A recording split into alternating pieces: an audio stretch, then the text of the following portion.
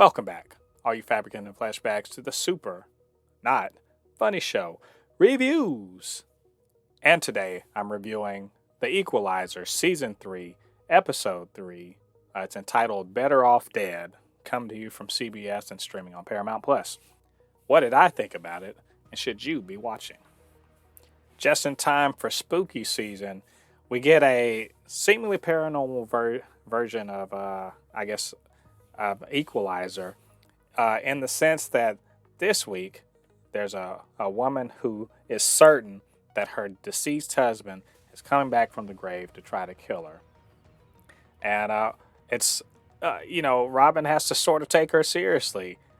She uses the word gaslight somewhat inappropriately, in my opinion, but you know what? We're just going to run with it. At the same time, Aunt Vi's got a former flame that's she inadvertently brings into the circle of the family when Dee accidentally comes home while they are catching up, if you will. And so that actually opens up a corner of Aunt Vi's life that we didn't know about until now. And that gets revealed, and she's kind of touchy about that.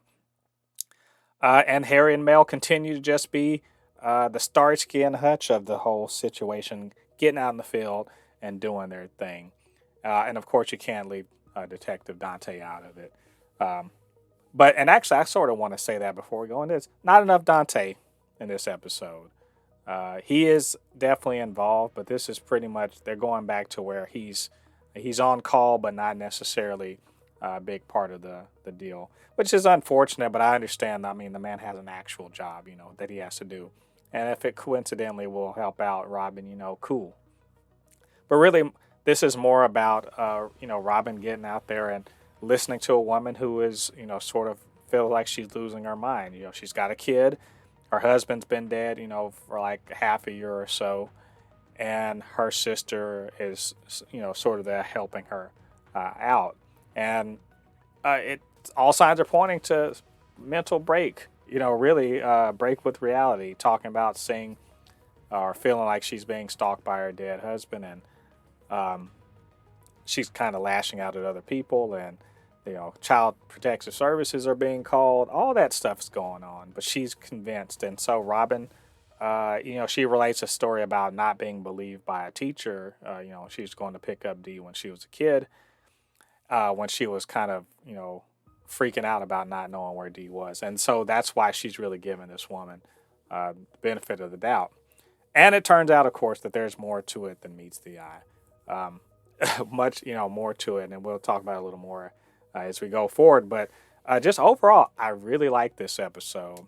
The actual mystery and the investigation, all that's fun. I really, really love Harry and Mel just kind of tag teaming it out in the world, being a lot more active. Mel, we're used to seeing her being active, but Harry, you thought he was just behind the computer, stay at home in the rear with the gear sort of guy. But actually, he gets out there. I think that new little mustache is really giving him a kind of a new lease on life. He gets in some good licks, actually. A huge clothesline later on to stop a guy. It was pretty cool. And their interaction, they're such a good little couple. And they have their little, kind of sea story going on about, going to see a concert and everything. It's not terribly interesting, but, they are just such a cute little thing together that why not? I'll take it. I'll take the two of them interacting for anything. Robin's part in this, of course, is, dealing with the mystery. And it gets revealed that the dad's not really dead. He did an insurance fraud, essentially. But he can't stay away because, he loves his daughter and everything. Which, it's still a screwed up thing, like, to do insurance fraud and not let your wife know about it so she really grieves for real for you. That's pretty messed up. Apparently, he just is bad with money and all that. But it leads to the fact that somebody actually in her life is actually trying to distance everyone from her, is trying to, get her to lose custody and maybe get committed. And as they say, it's just sometimes it just be your own people. And the sister being wasn't entirely surprising, the whole romantic angle. And she's just, the mental illness, as they said, probably it didn't go in on to the wife, the widow. It was actually on the sister, who's just crazy enough to think that she sees this guy, you know, realizes, oh, he's faked his death, and thinks he's faked his death to get away from her, and just makes up all sorts of stories about why it's okay to try to ruin her sister's life so she can be with this guy that doesn't give a damn about her. That it was all. I mean, look, all that was really cool. A lot of it was just, it was fun watching them follow the breadcrumbs to figure out what was pretty much a basic a basic story revolving around money and you know not really return love. It was cool stuff. I like someone, people going at, twice in this episode going at Robin like she won't break them off with a two piece, and she certainly did. Very fun stuff there. But what really clinched this episode for me was Aunt Vi being so prickly about not about the relationship. Her relationship with I think her name was Trish, an old flame from the past that came back. That wasn't it. She was prickly about her art career that really kind of fizzled out and didn't go anywhere. And that she was apparently a contemporary of Basquiat and other like big time names in the 80s, and she just didn't believe in herself and kind of let that fizzle out her career. But this old flame coming back sort of, maybe makes her prickly about it. And Dee kind of gets, she kind of gets the raw end of it because she's pressing to hear more about something she thinks is really cool.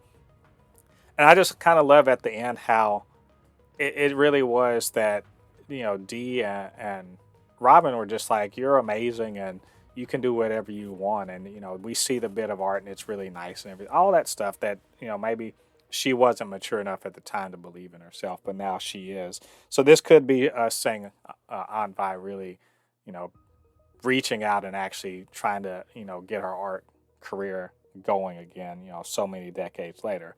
I hope. I just love the way that those ladies, that, the three generations, that they are not just a loving family unit. They're so supportive. It to me is what sets this show apart. Is that dynamic right there is what matters the most. That Dee, Aunt Vi, and Robin are always not just supporting each other. They're always lifting each other up. They're always wanting the best for each other, and it shows. And when they do those little group hugs, I mean, come on. If you don't like that, then you don't. This show isn't for you. Straight up. They are the beating heart of the show. Really enjoyed that. Liked the episode quite a lot, and I hope we see more of that, of this caliber of episode going forward this season. All right, those are all my thoughts on this episode. What did you guys think about it? What do you think about what I had to say? Get down to the comment section. Let me know your thoughts. Of course, you can always hit me up, supernotfunnyshow@gmail.com or @supernofunnyS1 on Twitter. And get down there, hit that like button. Helps out with the channel and with the algorithm. And subscribe and hit the notification bell. I really appreciate that.